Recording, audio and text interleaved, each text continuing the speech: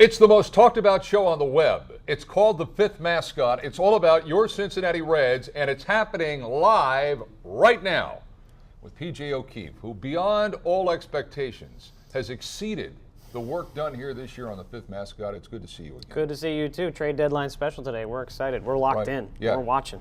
Has anybody checked to see if Walt Jocketty is awake? I think we could make a phone call to make sure whether or not he is by his phone, awake to answer his phone. Dude's been in a siesta for like the last year and a half. Pretty much around this time of year, I think it's a break for him, right? He goes on vacation. The guy that replaced him in St. Louis, swinging deals. The guy in Boston, swinging deals. Mr. Moneyball in Oakland, well, former Moneyball, I swinging suppose. deals. Where's right. our boy? I don't know. It's yet to be found. We got another 2 hours. It's possible there's something in the back pocket. You don't think there's a problem? 13 runs in the last 7 games? 13 runs in the last 7 games? I would say this is a small sample size, and I know that sounds ridiculous because we're at 500 and we're not where we need to be with the talent on the team. But this is a 1 week, 2 week thing right now, and the same thing happened before the All-Star break. We had a situation where there was a streak of losses in there. I think we lost something like 6 out of 8 or 6 out of 9, and then we turned it around, won 9 out of 10, 9 out of 11, whatever it was. Because they played the Cubs. Well, and that helps, yes, but there was some momentum in there, and there's pockets of that. I'm trying to look on the bright side that we can get back into that mode. This poor guy. This poor guy. I mean, he got sad. You know who's who's laughing the hardest of all right now is Dusty Baker. Every morning, Dusty Baker picks up the paper, reads the box scores, and he laughs. A, because he's still getting paid by the Reds. That's right. And B, because the prince in waiting that succeeded him to the throne is getting dumped on this season. Laughing all the way to his garden. Yeah, season batting average is low, and since the All-Star break, it's been even worse. 13 runs in 7 games, PJ. Yeah. If ever there was a time to pick up a bat, I mean, we've been talking about this all year, we need a bat, and I think that's obvious to everyone, but I guess there are a lot of components to that. I know that we rely on our pitching heavily, and that's our focus, and that's where this team is headed. And speaking of which, pitching. Nice catch. That was a high and inside, high and tight. Nice catch. It's been great since the All-Star break. Terrific. Again, small sample size. Johnny Cueto's been fantastic. But you know who hasn't? And that's unacceptable. Marty knows who hasn't. You know who hasn't is Alfredo Simon. He's hitting the wall. I think you're right. He's hitting the wall. I think you're right. He hasn't had the best run support either. He's kept a steady 3 ERA, 4 ERA, but hasn't had the best run support. Mike Leake, I tell you, he still looks great. Had a game, what was it, Wednesday, Tuesday, went 8 innings, solid. Right. Yeah. Solid. Johnny Cueto. What was Cueto? He's 150 ERA since coming back, 12 Ks and 12 innings of work. Yeah, you gotta like that, and that's a contributor to the second best ERA in the NL. You know what they say in Johnny's native tongue? What do they say? Está bien. Oh, muchos. Yes. Muchos está, or maybe that's wrong. Yeah, or, forgive me. Do you speak? Are you bilingual? I am not. No. I am. You are. Yeah, English and profanity. I'll have to quiz you and learn some. Do you get that from Rosetta Stone on road trips? Yes, you can. Yes, it's thing? Profanity 101 for those of you that can't speak. I'll have to but I mean, Cueto is so good that all this is doing is teeing him up to be completely unaffordable after next year. Yeah, and we'll talk about salaries a little later, but I agree. I mean, what do you do with him if not now? And I think his prime peak was just before the injury, when he was a Cy Young candidate in full swing a couple of years ago. The injury in San Francisco, of course, and struggled to get back to where he was. But he's great now. He's back to better than that year. He's terrific. And but as you mentioned earlier, the staff as a whole, despite Simon, has pitched very well since the All-Star break. But PJ, this is a blueprint that should not be a shock. We've seen this since opening day. Seen this for 6-7 years, huh? Yeah. And I had not to beat the dead horse, but here's just another really unfortunate number. Horse is dying now. He is, yes. Last in scoring and last in batting average since the All-Star break. That's a heck of a catch. I was two-handed. Do you give your right arm to be ambidextrous? That's right. So it's a long way back to the top. If you want to rock and roll. If you want to rock and roll, That's AC/DC. Right. That's right. 1981. Yeah, that sounds right. But it's a long way back to the top. Here's what I think about Bruce, okay? I think he's reverted back to the bad habits he had If you'll recall, he got hurt in New York against the Mets in 2009, I believe. And his whole season just blew up. He wasn't hitting before, he didn't hit after. And you can blame Brooke Jacoby all you want for various malprops with this team while he was here. But the fact of the matter is, this guy hit when Jacoby was here. He was the best hitting right fielder in the National League the last 2 years. And to have those kind of numbers tells me something. It's that who's ever talking to him right now ain't getting through. The other problem with this dude is, you read Fangraphs.com. Mm-hmm. I forgot who did a Q&A with him. It was either Dave Sullivan or Mike Cameron, one of those two.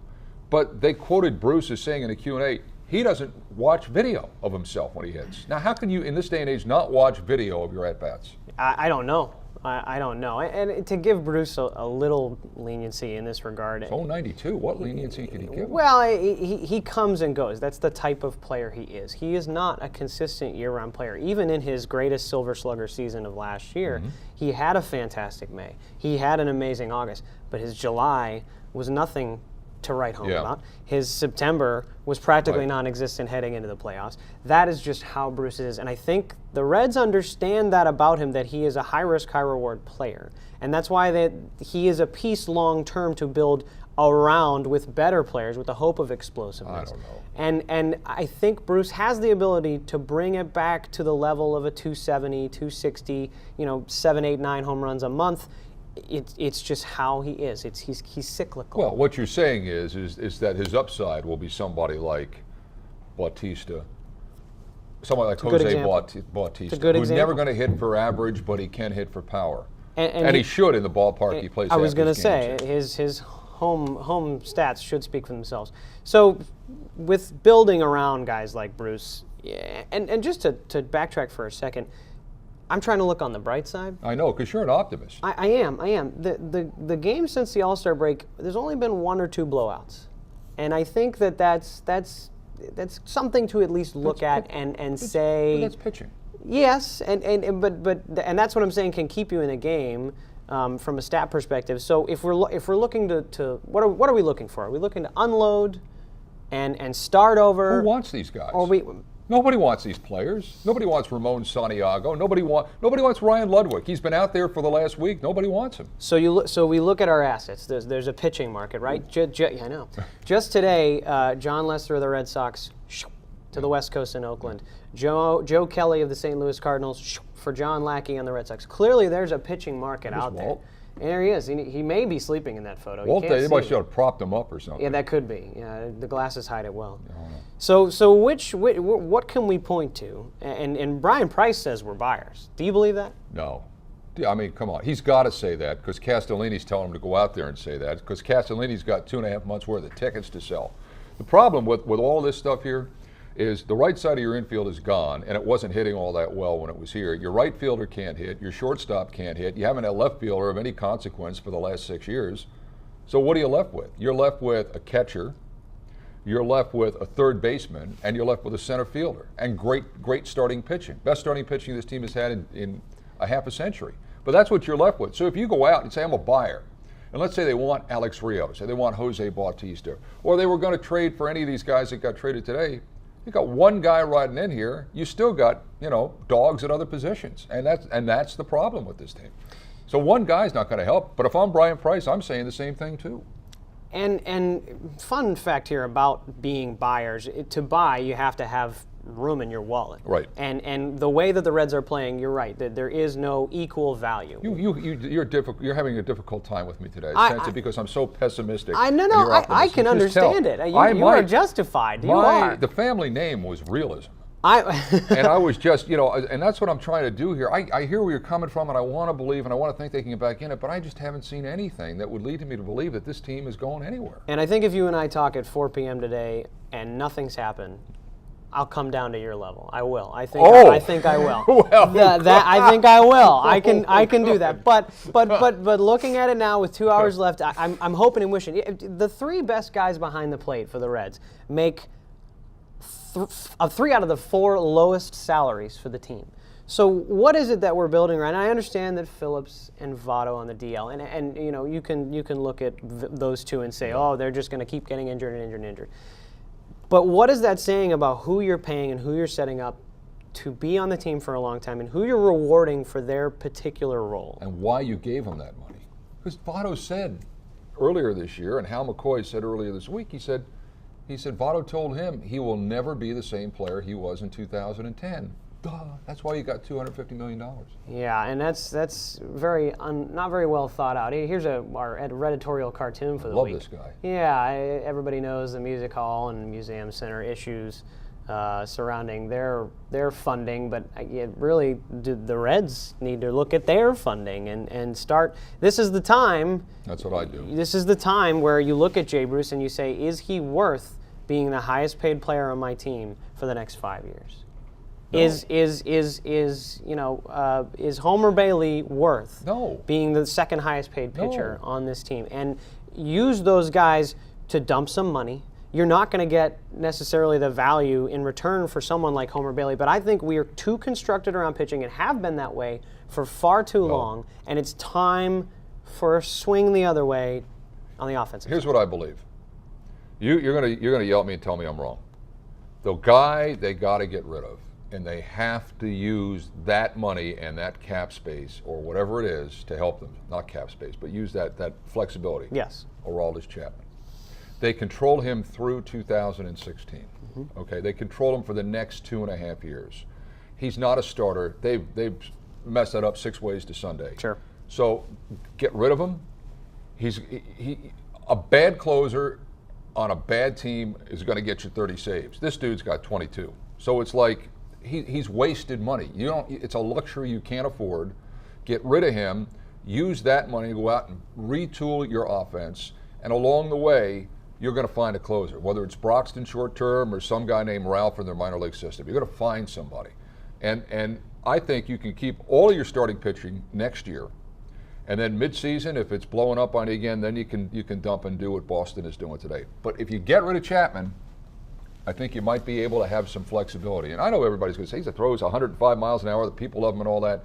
It's a luxury you can't afford right now. Yeah, from a wins perspective, you're onto something because this team cannot generate what they need to get Chapman in that position to begin with. So you really are just paying a guy to sit there and hope that the offense wakes up one day so they get even a 1-run lead. But from a business perspective, I got to see that Giacotti and Castellini are both looking at guys like Chapman and saying, we can't get rid of him. We'll lose 20,000 tickets a week. You could, but how many more would you get if you brought somebody in here that could hit home runs and win ball games? Winning trumps everything. They were doing great crowds before Chapman showed up.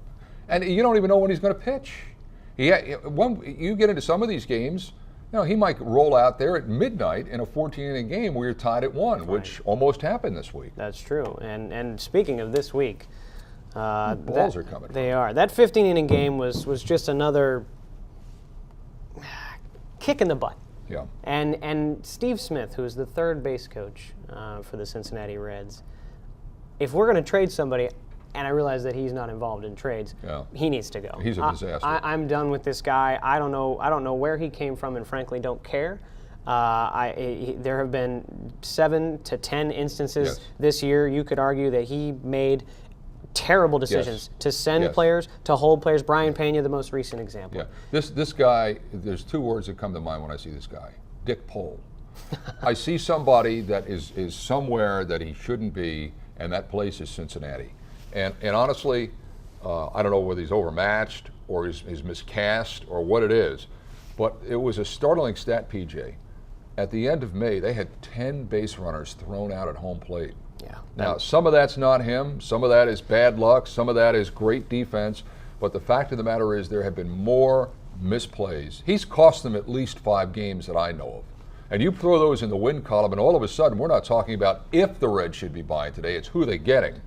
I think this guy has got to go. It's not working. It's evident it's not working. And whether or not he's Brian Price's buddy or whatever, you can't have that. You just can't have that. I would be more well-equipped to run third base right now with the way that he is. Yeah. And I only do it Friday nights in softball. Really? How do you do? So, no, we don't do bad. You do okay? We kind of hit or miss. Yeah, I'm a center fielder. But all you have to, it's like all you have to know is honestly, is the strength of the other guy's arm and the speed of the guy on the base path. Right. And, Mark Berry would be a major trade line day incredible acquisition. Yes. But it's like I gave him the benefit of the doubt earlier in the season. He doesn't understand personnel. He hasn't been around. But now it's just bad judgment. And if I'm Brian Price and I look at this situation as a whole, you know what? I tell my players, you make the decision on your own. You make the call where you know where that ball is, and you decide whether you can hit home plate. Because Pena scores that run, we're back at 500, we reset on that game. But you can't. But again, then why are you paying this guy? And now you're cutting corners, and you've really neutered him to a point where the player, you got a coach on your staff nobody listens to or cares for. So yeah. Let's take a break from reality. Oh, I love that. I think that's needed. I think there's as I said earlier, a cloud hanging over Great American Ballpark, and let's look back at some of the glory days. Do you ever live in your fantasies? Do you ever just check out during the day and just say, for the next 10 minutes, I'm going to fantasize or place myself in situations or roles, or other people in situations and roles, and see how things develop? Am I the only person that does that? Well, I think that's called video games. I think that's what some people do. But no, yeah, it's relaxing, right? It is. Oh, I can't tell you. I feel refreshed after every time I do. Yeah, it's a mental reset, and for the Reds in particular, let's take a look back at history. Thank you. We'll start with the not so great. We traded Ken Griffey 6 years ago today to the White Sox. And got nothing. And got absolutely nothing. Got Nick Massett and a bucket of bolts. And you know what though, Griffey got hurt, and it suffered a lot during the rest of his career. But that's just one minor thing. That was 6 years ago today? 6 years ago today, that's correct. Let's more on the more positive note. Yes. Ewell Blackwell. The whip. The whip. Ewell Blackwell won 16 games. 16 games in a row for the Reds. Today was where the streak ended. Oh. Which is, I guess, not that much positive. We're working our way up here. He ended. He completed every game, threw 5 shutouts. That's amazing. A no-hitter. Oh. And where does Ewell Blackwell's name stack up in Reds history, you think? In terms of pitching talent? In terms of pitching talent. Is he sort of a one-year wonder because of the stature that he holds here, or is he someone that you look back and you say, you know what, if there were the 15 greatest? He was obviously a wartime pitcher Yes. when he began, and then if I'm not mistaken, he left and he served the country and then came back and pitched for the Reds. You are correct. Which, anybody who did that, all of us should be indebted toward. I don't think Blackwell is top 5. It would be a stretch, I think, to put him top 10. But I do think that as you look at decades, in that decade of the 40s, I think he was one of their best, if not their best pitcher. I really do. I mean, statistics may say otherwise, but from what little I know of him and talking to people that played with him, that when this dude was on, he was completely unhittable. So I would say not top 5, stretch at top 10, but certainly in the 40s, their guy. Yeah, I'll take that. Another moment in history. Yes. Mr. Pete Rose. Pete. We all love Pete. Speaking of a good base coach. There's He Pete. struck out on a Gene Gerber changeup, went 0 for 4 on this day in history, which ended another streak. Right. 44 games for Pete, a hitting streak. And that was one shy of the National League record at the time. Wasn't there now again, memory isn't the best, but wasn't there something in that game, you may not even remember, you weren't even alive. I was not. But one of those at-bats was a controversial at-bat or a great defensive play. Somebody took away a hit from him, as I recall, if I'm not mistaken. But I think what the thing about Rose, I think that you miss on this team is that he adjusted whatever the count may be. He had a different approach. He never altered his swing, but he would move up in the box, move back in the box, move away from the plate. He would do things inside the count to give himself an advantage. And you look at not just Reds players, but any players in this day and age, they don't do stuff like that. That's what made him so good. No, they don't. You're right. It's very much I'm going to make it work regardless. And you see shades of that with a healthy Joey Votto. Yeah. Shades of that. Yeah. I'm not talking, he doesn't make nearly the amount of corrections when it's 2-1 or 1-2.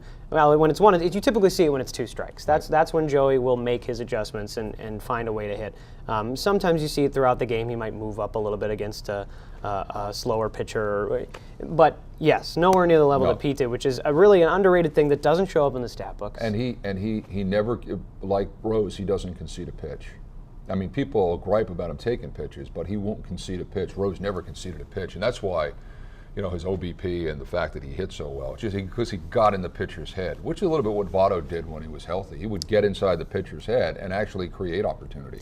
And we're coming up on just about a month away from another very important anniversary in this fine city. Pete Rose was banned from baseball 25 years ago. Is it 25? 25 years ago on August 29th, I believe. I was in Myrtle Beach, South Carolina. I was working for another television station in this town. I work for them all. Yes. Except one. Well. But all account. But well, I was going to say, the best. But I was in Myrtle Beach, South Carolina, and I flew back just as Giamatti was ending his news conference and got to Riverfront Stadium exactly when that thing began, that news conference began. Timing. And it was just, it was, and all I remembered about that is just like everybody that was covering this thing was like, because it was just a soap opera from jump that season. And there was always something every day going on. I was with Pete. I had dinner at his house in Walden Pond, in Lakeland, Florida, the day before he had to fly to New York to meet with Giamatti about this. Paul. Yeah. And we were sitting around talking, and Bart, excuse me. With Bart, Paul. Yeah. And I knew Pete liked to gamble on horses, and there was a brand new cable channel that was coming on. Cable was called the Gaming Network, where you could like watch horse races all around the country, and you could wager interactively or something. And I remember I said, "Hey Pete, they got this brand new," and he goes, "That's all I need." That's admitting right there. That's admitting. Well, at least he's modest. Ooh, almost missed that. And think one. of all that's transpired since then in 25 years. I mean, this guy gets suspended, banned for life. He goes to prison for income tax evasion. Right. Kind of reinvents himself as a radio host, and now he's Mr. Autographs and all that. But Mr. all Autographs, through it, and I will say this to the day that I die about Pete Rose, is that he never changed as a person. He always was the same guy. And it took a lot for him to say, hey, I gambled on baseball, I did it, but the fact of the matter is he's the same guy he is today that he was back then, and love him or hate him, and I'm one of those in the crowd that absolutely think he is terrific. Charlie Hustle, he's the same guy. On and off the field. And we'll talk more about him as that anniversary comes up. We'll have some more recounting specifically on WCPO.com. We'll have lots of great stories coming up. Where's with Mr. Pete Satin? Rose. I know. So all of that was more depressing than I thought it would be. I apologize. PJ, you can't help it. All we do is react to what's going on. You're right. If we could control this stuff, they'd be in first place. I'm trying to grow the flowers. Well, Mr. Satin. You know what? You need to grow flowers. Mr. Satin is on assignment today. He could not join us. Yes, he's on assignment. Doing his laundry? He ran out of jackets. He may have. So top secret stuff. He'll be back with us next week. We do miss him. We'll be on the lookout for that. Here's what's coming up. Marlins series this weekend. Oh boy, the Indians. Oh boy. Wow. Home and away, 2-2. Can I just say this about interleague play? I'm sick of the Indians. I don't need to see them every single season, okay? Yeah, it's not like the Bengals and the Browns. It was nice 15 years ago. Now, not so much. Yeah. I don't need to see the Indians. No. And this schedule should lend itself to some type of rebound. So Miami's pitching, nothing special. And they're not, listen, I mean, I know people are going to scream. They're not really out of it statistically. No. They're not. Absolutely From a wild card and a division champ, they're not out of it. But they got to show some life, and they showed. Now, the Arizona Diamondbacks were supposed to be a get-well series. That's what we thought, and we thought the Brewers had come down to earth too, but apparently our bats didn't think that. So we have Miami, fairly straightforward. Alvarez is a tough matchup. We'll see if Lee can keep pitch-to-pitch with him on Sunday. And then we have... Yeah, like you said, Cleveland, whose pitching is also nothing incredibly special, and that's the opportunities that we can try and capitalize on next 7 or 8 games. And we want to know what are the people that watch this, that are all sitting at work goofing off right now. What do you think? Quit goofing off. So Twitter. Yes. Have you heard about this thing, Twitter? Yes, I have. It's like you can send but you can only have 140 letters. I don't know why they did that. I don't either, but you can do this Twitter thing, and it's hashtag 5th Mascot. That's true. And if you send us something that's relatively coherent, we'll read it. Relatively. We're still waiting for the relatively coherent Right. stuff. Well, we did get some responses. We put out there earlier this week, what does this team need to do? And most of the responses did surround health which we've been talking about for a long time, is key to any team. Right. Regardless of what talent you have, what depth you have, health is always a wild card because you can build the best starting 8 and starting 5 and a couple of guys key in the bullpen. And if they start getting hurt, right, come back next year. We'll try again. And I'm not saying that yet. And by the time we're back with another live show next Thursday, we'll know exactly what happened with the Reds on the trade deadline, who stays, who goes. Here's something nobody's talking about. Can I just throw this out? It'll take 10 seconds. Please. If Brandon Phillips is with this team at the end of the season, he's a 10-5 guy. They can't trade him without his permission. He's hurt, so they can't trade him now. Right. Now, will he clear waivers and be available on August 31st if he's healthy? Probably. Will he be healthy? And if he's still on this roster at the end of the year, they can't trade him without his okay. That is a scary thought. There's another guy, though. Just pointing it out. Tickets. Fans love him. Brandon is the smile of Cincinnati. Speaking of this Twitter thing, Fifth Mascot. Fifth Mascot. FIFTHMASCOT. Excuse me. Tell us what you think about what we can do. What can we do? What does it take to win your love for me? Not Junior much. Walker and the All-Stars. Watch the Fifth Mascot next Thursday live, and only tell your friends on WCPO.com. We'll see you next week.